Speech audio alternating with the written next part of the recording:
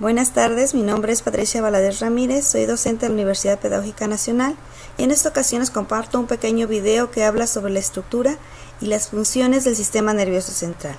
Espero y les sea de su utilidad.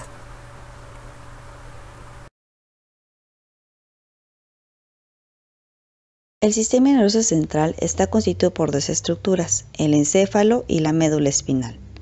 Ambos se encuentran rodeados por tres capas de membranas denominadas meninges. Entre dos de estas capas se sitúa el líquido cefalorraquídeo. El encéfalo y la médula espinal se encargan de controlar todas las funciones del organismo.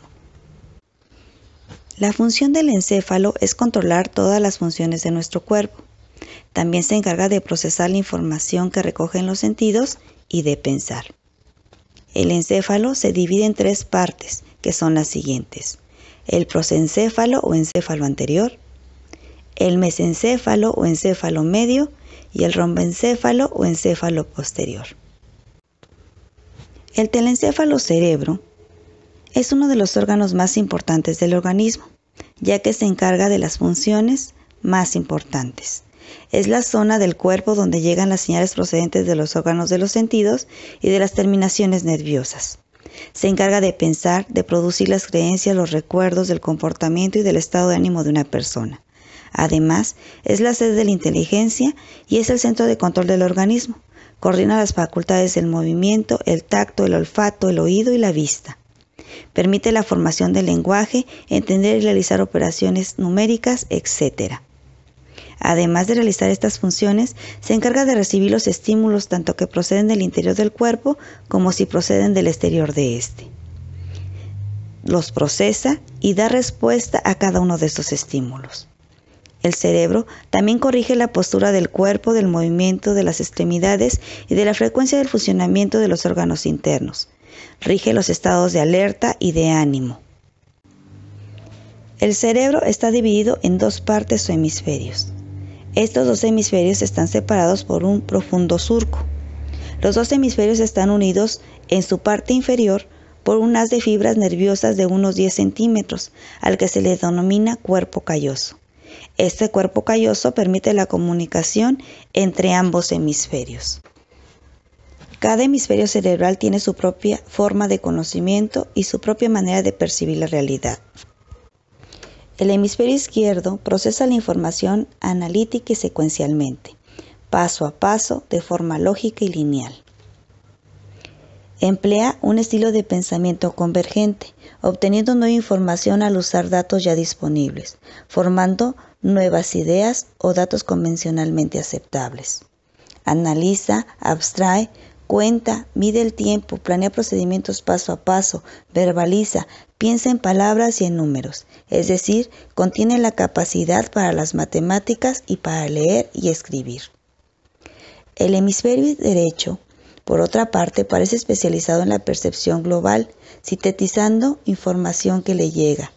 Como él, vemos las cosas en el espacio y cómo se combinan las partes para formar un todo. Procesa la información de manera global, partiendo del todo para entender las distintas partes que componen ese todo.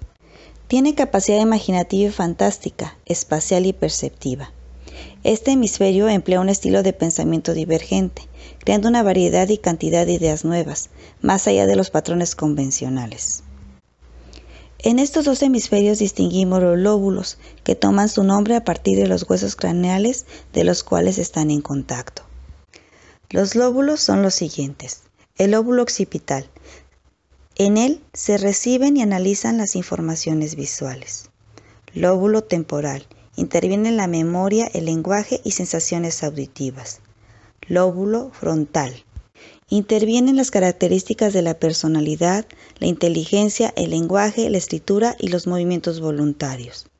Lóbulo parietal. Interviene en la identificación de objetos y relaciones espaciales.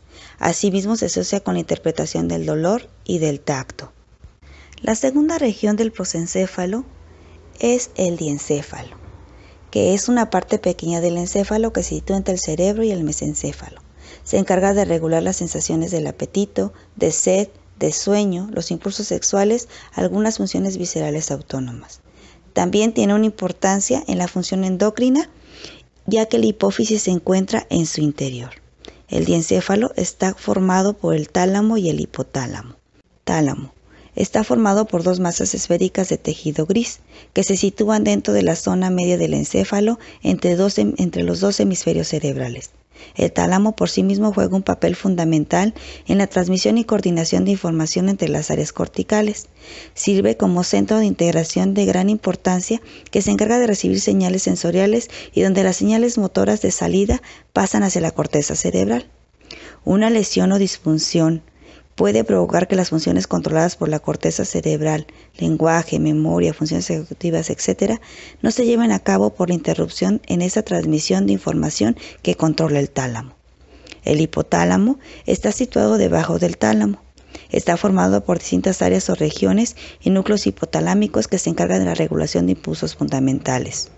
El hipotálamo se encarga de regular muchas actividades vitales del organismo y dirige otras necesarias para sobrevivir, como por ejemplo comer, beber, dormir, la actividad sexual. El hipotálamo también controla funciones viscerales a través del sistema nervioso autónomo. Además, también está implicado en la elaboración de las emociones y en las sensaciones de dolor y placer.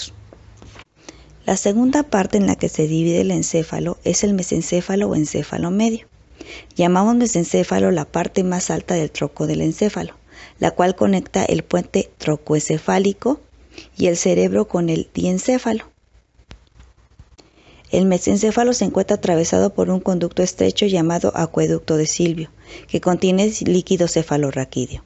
Está integrado por el tectum, que se localiza en la porción dorsal del mesencéfalo, el tegmentum, que es la porción del mesencéfalo que se encuentra debajo del temptum. Incluye en el extremo rostral de la formación reticular varios núcleos que controlan los movimientos oculares, la materia gris periacueductal, constituida por cuerpos celulares de neuronas, el núcleo rojo y la sustancia negra, que son componentes importantes del sistema motor. Sus centros coordinan reflejos auditivos, visuales, como los movimientos articulares y contracciones de la pupila al contacto de la luz.